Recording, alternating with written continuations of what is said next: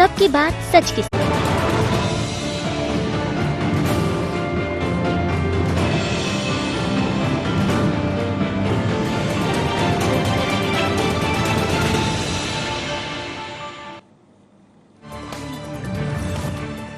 राजमाता विजयराजे सिंधिया की जन्म शताब्दी। आज पीएम मोदी ने जारी किया 100 रुपए का सिक्का। सीएम शिवराज समेत नेताओं ने दी श्रद्धांजलि।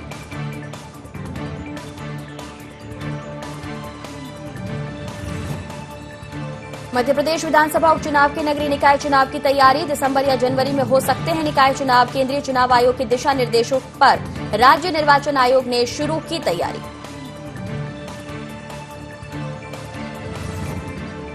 मध्य प्रदेश में उपचुनाव से पहले भाषा की मर्यादा भूलते नेता। किसान कांग्रेस के अध्यक्ष दिनेश गुर्जर का विवादित बयान। कहा, शिवराज जैसे गरीब परिवार से नहीं आते कमलनाथ।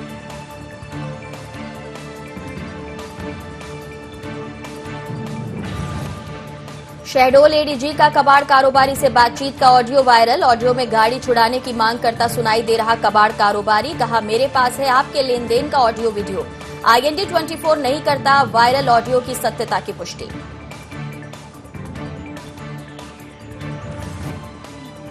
महासमुंद में कुएं में गिरने से 2 बच्चों की मौत। खेलते समय कुएं में गिरे दोनों बच्चे। जांच में जुटी पुलिस। कोमा खान के कारगुला गांव की घटना।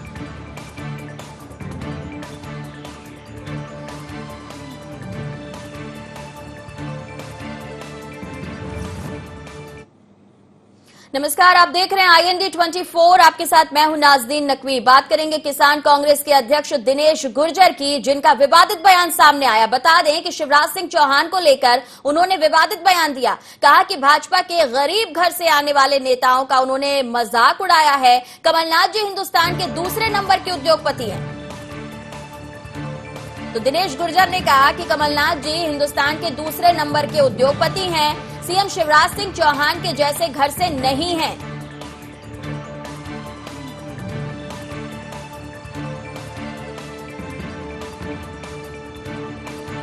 भूखे घर के नहीं, कमलनाथ जी हिंदुस्तान के दूसरे नंबर के उद्योगपति हैं।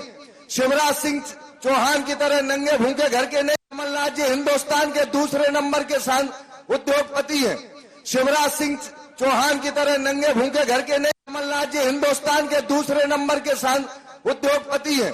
शिवराज सिंह चौहान की तरह नंगे भूखे घर के नहीं।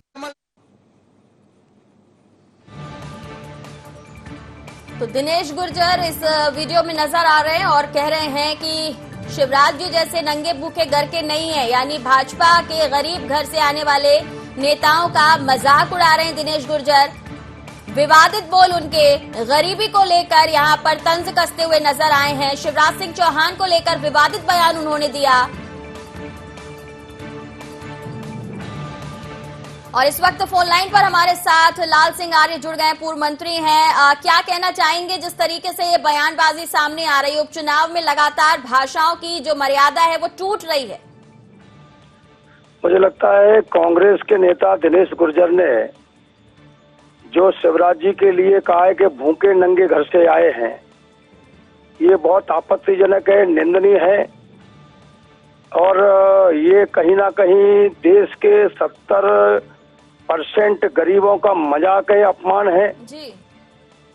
उन्होंने हिंदुस्तान के जो भी विकलांग दिव्यांग हैं उनका अपमान है, दलित पीड़ित शोषितों का अपमान है, गरीबों का अपमान है। मध्य प्रदेश में 60 से 65% जो पिछड़ा वर्ग है उसका अपमान किया है दिनेश गुर्जर ने। और मैं ये कह सकता हूं कि तुम्हारे पूर्व मुख्यमंत्री कमलनाथ अगर हिंदुस्तान के दूसरे नंबर के उद्योगपति हैं तो वो जवाब दें कि शिवराज सिंह चौहान ने मुख्यमंत्री बनने से पहले सांसद रहते सैकड़ों हजारों लड़कियों की शादी की, तुम्हारे कमलनाथ ने एक भी किसी की शादी की हो? शिवराज सिंह जी ने सांसद और विधायक रहते तमाम दिव्यांग विकलांगों को सामाजिक सेवाएं की हैं। तुम्हारे नंबर 2 के उद्योगपति कमलनाथ ने मध्य प्रदेश में, देश में कोई भी गरीब पीड़ित शोषित के लिए कोई एक घर बना दिया हो, शौचालय बना दिया हो, एक कोई समाज सेवा का काम कर दिया हो? तो केवल सत्ता पर रहकर तानाशाह मत होइए। ये अहंकार घमंड जो कांग्रेस के नेता में आ गया है, इसका दुष्परिणाम है कि देश में कांग्रेस डूबती जा रही है, खत्म होती जा रही है। जी। क्योंकि इन्होंने सदैव सर, बावजूद इसके क्या लगता है आपको इस तरीके के बयान देना और जनता के बीच में क्या मैसेज देने की कोशिश की जा रही है? आपको लगता है कि अगर इस तरीके के बयानबाजी कांग्रेस के नेता करेंगे तो उपचुनाव में उनको किसी तरह का कोई लाभ मिल सकता है? क्योंकि जैसा कि आपने कहा, बिल्कुल ठीक है, शिवराज जी जमीनी नेता हैं, लगातार जनता से जुड़े रहते हैं, जनता के लिए तमाम तरह की योजनाएं लेकर आते हैं, उसका क्रियान्वयन तक हो इसकी भी जिम्मेदारी बखूबी निभाते हैं। बावजूद इसके उनके परिवार को लेकर जिस तरह से आपत्तिजनक बात कही जा रही है और विवादित बोल जो बोले जा रहे हैं दिनेश गुर्जर की तरफ से, क्या लगता है इस पर कांग्रेस का कोई नेता अब सामने आएगा कुछ बोलने के लिए? ये कांग्रेस की बौखलाहट है और कांग्रेस को इस व्यक्ति को पार्टी से निकाल देना चाहिए और नहीं तो कांग्रेस को सार्वजनिक माफी मांगना चाहिए जी। क्योंकि एक ऐसा मुख्यमंत्री शिवराज सिंह चौहान जो गरीब पीड़ित शोषितों की, महिलाओं की, बच्चियों की, सबकी, किसानों की मदद कर रहे हैं, जी जी।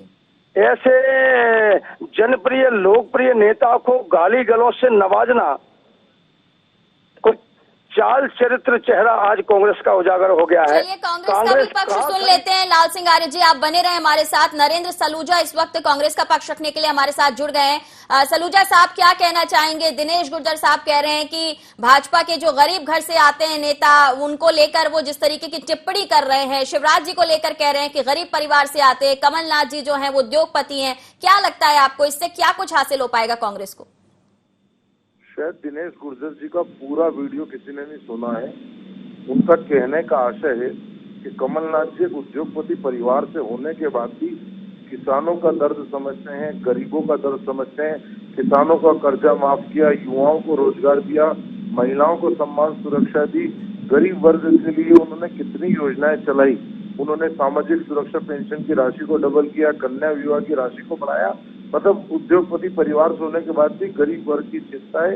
15 माह में गरीब वर्ग के लिए काम किए, ये अंतर है। आप कहें तो मैं आपको एक बार सुनवा देती हूँ, वो वीडियो जो ऑडियो है वो आपको सुनाई देगा, आप एक बार सुन लीजिए। कमलनाथ जी के लिए क्या कुछ कहा वो ठीक है, लेकिन शिवराज जी के लिए और गरीब परिवार से आने वाले बीजेपी नेताओं के लिए क्या कुछ कहा वो आप जरा सुन लीजिए, फिर हम चर्चा को आगे बढ़ाते। सुनिएगा। हिंदुस्तान के दूसरे नंबर के कमलनाथ जी हिंदुस्तान के दूसरे नंबर के उद्योगपति हैं।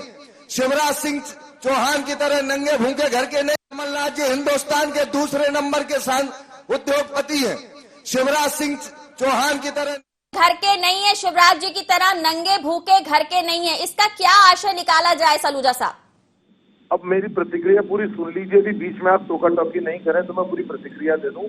ये वीडियो आपके वहाँ कुछ सेकंड का दिखाएगा, पूरा वीडियो नहीं है, पूरा वीडियो सुनिए। मैं पहले भी कह चुका। दूसरी बात, मैंने जैसे कहा कि उन्होंने कमलनाथ जी के बारे में कहा कि इतने बड़े उद्योगपति परिवार से होने के बाद भी वो गरीबों की, किसानों की चिंता करते हैं। वहीं शिवराज जी गरीब परिवार से होने के बाद, खुद को किसान पुत्र बनाने के बाद भी आज सबसे बड़े इसी वर्ग के दुश्मन है। किसानों के सीने पे गोलियां दागी, किसानों को नंगे बदन थाने के अंदर बंद किया, यूरिया मांगने गए किसान तो लाठियों से पिटवाया, उनकी कर्ज माफी को पाप बताते हैं, सर्वाधिक किसान आत्महत्या करते हैं, गरीब वर्ग की जो संबल योजना थी उसका सबसे ज्यादा भ्रष्टाचार करा, उसके अंदर करोड़ों रुपए भ्रष्टाचार की भेंट चढ़ अच्छा गए। तो ठीक है, मतलब आप ये कहना चाहते हैं सलूजा साहब कि जो आप बता रहे हैं वो सुन लें, लेकिन अगर किसी के परिवार को लेकर नंगा भूखा कहा जाए तो ये जायज है। लाल सिंह आर्य जी क्या कहना चाहेंगे? मेरा ये कहना है, नरेंद्र सलूजा की बात से यही लग रहा है कि इन्होंने भी दिनेश गुर्जर के स्टेटमेंट का समर्थन कर दिया है, क्योंकि ये काट ढूंढ रहे हैं। मैं इनसे पूछना चाहता हूँ कि किसानों का कर्जा माफ नहीं किया, धोखा किया, बेरोजगारों को रोजगार नहीं दिया, 4000 भत्ता नहीं दिया, आपने बेरोजगारों के साथ धोखा किया। कि शिवराज सिंह जी ने शिवराज सिंह के आने के बाद आप दे लीजिए बोनस मिलना शुरू हो गया। शिवराज जी के आने के बाद 4600 करोड़ रुपए फसल बीमा का किसानों को मिल गया। शिवराज जी के कारण 1,29,00,000 मैट्रिक टन गेहूं खरीद गया, जिसका 25,000 करोड़ रुपए खाते में पहुंच गया। शिवराज जी ने 4,000 रुपए किसानों के खाते में सम्मान निधि में और एक्स्ट्रा डालने का काम कर दिया। अब इससे बड़ा किसान पुत्र क्या हो सकता है?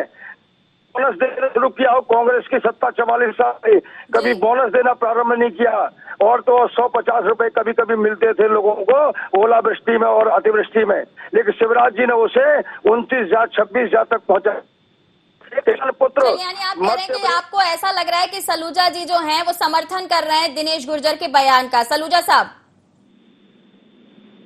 लाल सिंह आर्य जी की बात बीच में कट रही थी तो मैं पूरी सुन नहीं पाया, लेकिन जी। मैं इतना जरूर कहना चाहता हूँ, कांग्रेस कभी भी ऐसे विचारों का, इस तरह की भाषा का न समर्थन करती है, न उन्हें महत्व देती है, न उनको जायज ठहराती है। कांग्रेस हमेशा राजनीति में सुशीलता की पक्षधर है, एक अच्छी बोली की पक्षधर है, एक अच्छी भाषा की पक्षधर है। लेकिन जिस प्रकार से शिवराज जी कमलनाथ जी को कपटनाथ, कलंकनाथ बोल रहे हैं, क्या इनकी बोली को क्या हो गया? जिस प्रकार से बदतमीजी से नरोत्तम मिश्रा, अरविंद भदौरिया जिसमें लोग बोलते हैं, कांग्रेस के नेताओं को गाली बकते हैं, मंत्रियों को गाली बकते हैं। क्या सलूजा साहब, अगर बदतमीजी का जवाब बदतमीजी होगा तो आपको लगता है कि इसे सराहेगी जनता? आपके सामने इतनी बड़ी चुनौती है, अभी आप लगातार उसके लिए मेहनत की बात कर रहे हैं, लेकिन लगातार आपके बयान या आपके नेताओं के जो बयान है वो जनता के बीच में एक मैसेज जो है वो ठीक नहीं पहुंचा रहे हैं। चाहे बरैया जी की हम बात कर लें या आप दिनेश गुर्जर जी की बात कर लें, तो क्या लगता है आपको इस तरीके की बयानबाजी कांग्रेस को लाभ पहुंचा पाएगी इस उपचुनाव में? मैंने पहले भी कहा कि हम कोई भी निम्न स्तरीय भाषा के न पक्षधर हैं, न ऐसे बयानों के पक्षधर हैं, न ऐसे बयानों का समर्थन करते हैं। लेकिन दूसरी तरफ बात करें तो चार उंगली उधर उठ रही है, उसमें भी तो आप कुछ बोलिए। जो कपटनाथ, कलंकनाथ बोल रहे हैं, जो आज जो हितेश वाजपेयी ने काला अंग्रेज कहा कांग्रेसियों को, इस समय कहाँ ये टीवी पे डिबेट क्यों नहीं होती है? चलिए, तो मतलब आप ये कहना चाह रहे हैं कि एक तरफा बात हो रही है यहाँ पे, लेकिन जो कहा गया है उसके लिए आप ये कह जरूर रहे हैं कि कांग्रेस ऐसा समर्थन नहीं करती, लेकिन बार बार कांग्रेस के जो नेता हैं, जो खासकर आपके प्रत्याशी बनके भी सामने आ रहे हैं, वो भी इस तरीके की बयानबाजी कर रहे हैं। लाल सिंह आर्य जी, आप कुछ कहना चाहेंगे सलूजा साहब की बात पर कोई जवाब? कांग्रेस का यही चरित्र है। सबसे पहले गद्दार इन्होंने कहा भारतीय जनता पार्टी के नेताओं को और भारतीय जनता पार्टी के विधायकों को, जिन्होंने देश का विभाजन कर दिया, वो गद्दार सबसे बड़े। जिन्होंने संविधान की आत्मा को 1975 में कुचल दिया, ये गद्दार है। जिन्होंने चीन को जमीन दे दिया, वो गद्दार है। ये धोखेबाज गद्दार होने के बाद भी अपना चेहरा साफ दिखाई देते हैं, गरीबों को गाली देते हैं मंचों पे से, तो इनका चार चरित्र चेहरा उजागर हो गया है जी। चलिए, दोनों का बहुत शुक्रिया सर।